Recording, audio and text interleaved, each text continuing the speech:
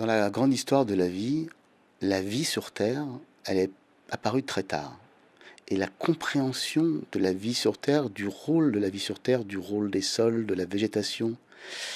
dans le climat global, est aussi apparue assez tard.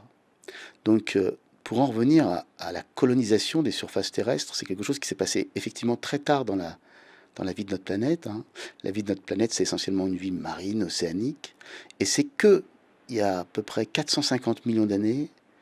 que la vie est partie à la conquête vraiment des sols et qu'on a eu une biosphère terrestre. Alors au départ, c'était une biosphère terrestre extrêmement ténue, des toutes petites plantes, très peu enracinées, qui étaient très inféodées au cours d'eau. Et puis, à partir de 450 millions d'années, au Dévonien, c'est un peu comme l'explosion cambrienne, hein, qui se produit il y a à peu près 540 millions d'années, qui correspond au moment où on a une explosion de formes de vie extrêmement différentes, et puis qui se fossilisent dans les océans. Eh bien, on a aussi ce phénomène d'explosion de la vie végétale au Dévonien, et on va passer en quelques dizaines de millions d'années de toutes petites plantes à des fougères géantes, et puis à des véritables forêts. Et à 350 millions d'années, ben ça y est, c'est fait. Toutes ces formes de vie végétale existent. Mais la compréhension, la conceptualisation de ces formes végétales et de leur impact sur la régulation du climat, à travers l'érosion, le cycle du carbone, c'est quelque chose qui est relativement récent et qui est lié, il y a toujours un précurseur au précurseur, mais un des grands précurseurs certainement, c'est un russe qui s'appelle Verbitsky, qui est né, je crois, dans les années 1890 et qui est mort en 1945, et qui n'a pas eu beaucoup d'échos internationaux. C'est-à-dire que c'est quand même lui qui avait compris tous les processus physiques de photosynthèse, le fantastique apport de la végétation terrestre en termes de carbone, de changement, d'ouverture de nouveaux réservoirs de carbone, parce qu'à partir du moment où il y a eu la végétation sur Terre, il y a eu un réservoir de carbone sur les continents, qui a compris tout ça et qui a aussi compris l'interaction avec le rayonnement lumineux, qui a aussi compris que tout ça, ça faisait qu'un tout, et qu'on pouvait comprendre cette végétation-là terrestre comme une biosphère, à la fois, bon, pour ce qui est de ce qui nous concerne terrestre, dans son ensemble et dans son rôle macroscopique. Mais la personne la plus connue, c'est sans doute James Lovelock. James Lovelock est véritablement un personnage. Il a 100 ans cette année, il est toujours vivant, et il a eu cette hypothèse Gaïa, qui était que la Terre elle-même était un être vivant, et qu'elle se défendait de ce qu'on tentait de lui commettre de l'extérieur ou de l'intérieur, c'est-à-dire du volcanisme ou, de, ou, des, ou des astéroïdes qui venaient soit d'en dessous, soit d'au-dessus, qu'elle était capable de se défendre comme un être vivant. Et alors, dans les années 60-70, les théories de Lovelock sur Gaïa ont été reçues très très différemment dans les milieux scientifiques et rationnels et puis dans les milieux New Age, ce qui fait qu'il y a toujours eu autour de Lovelock comme ça un peu, une impression sulfureuse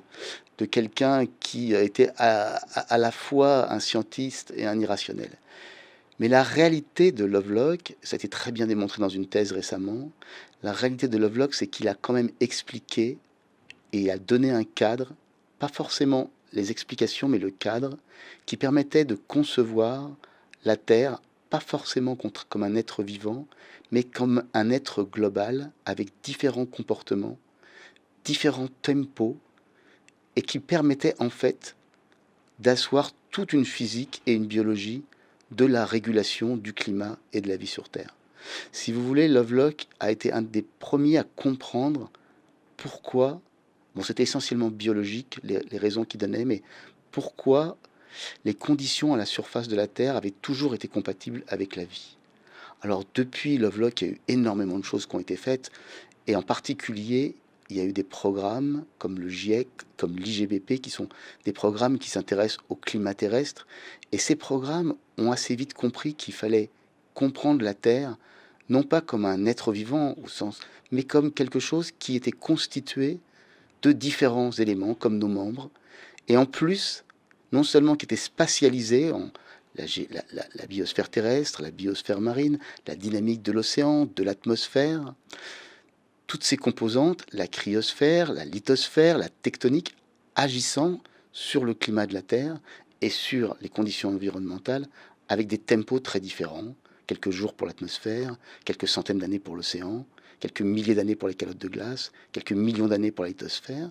Et ça, Lovelock a certainement été quelqu'un de très important. Une autre figure importante, c'est sans doute Shane Hulbert, qui a été finalement la personne qui a distillé ces idées de Lovelock, de global, de feedback, c'est-à-dire de rétroaction, de régulation, dans la prise en compte des différents compartiments dans les grands programmes internationaux, comme par exemple le programme international Biosphère-Géosphère, qui s'appelle IGBP en anglais, et qui est finalement, d'une certaine façon, la traduction institutionnelle des idées de Lovelock. Un autre personnage, le troisième pilier, si vous voulez, de cette compréhension de la biosphère comme un élément déterminant de la régulation climatique, c'est Berner. Alors lui, c'était vraiment un modélisateur. Il est mort il y a quelques années et lui, il a eu vraiment toute sa vie, il a essayé de comprendre comment le CO2 et aussi l'oxygène, mais surtout le CO2 atmosphérique, était régulé. Pourquoi il changeait à l'échelle de centaines, de milliers, de dizaines de milliers d'années et pourquoi finalement il était régulé.